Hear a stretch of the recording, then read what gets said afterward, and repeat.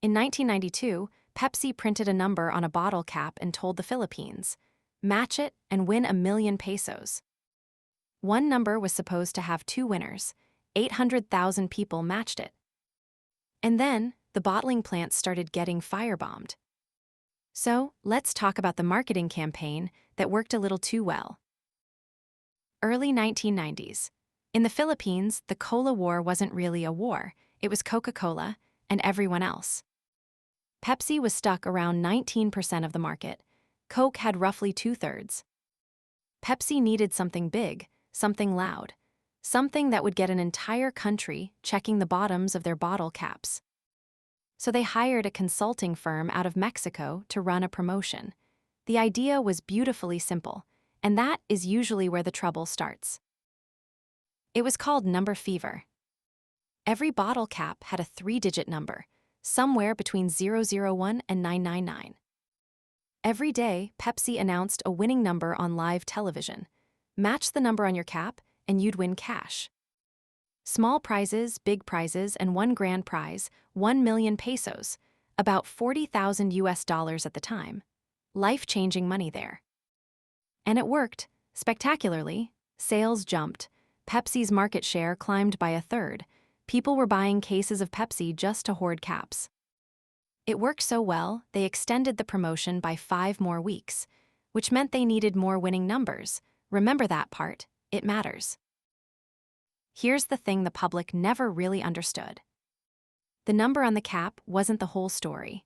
Every cap also had a hidden security code, a little string of letters and numbers. A cap only counted as a real winner if both the number and the secret code matched Pepsi's master list. The code was the actual lock. The number was just the part everyone could see. You can probably feel where this is going. On the night of May 25, 1992, Pepsi announced the winning number. 349. Only 2 caps in the entire country were supposed to be real winners. 2 with the correct secret code. But because of a computer error, the number 349 had also been printed on roughly 800,000 other caps. 800,000. If every one of those people had a valid claim, Pepsi was on the hook for around 32 billion pesos, over $1 billion, for a soda promotion. Across the country, people did the math the easy way. My cap says 349, the TV said 349. I just won $1,000,000 pesos. They quit jobs, they made plans. Some showed up at Pepsi's gates the next morning to collect.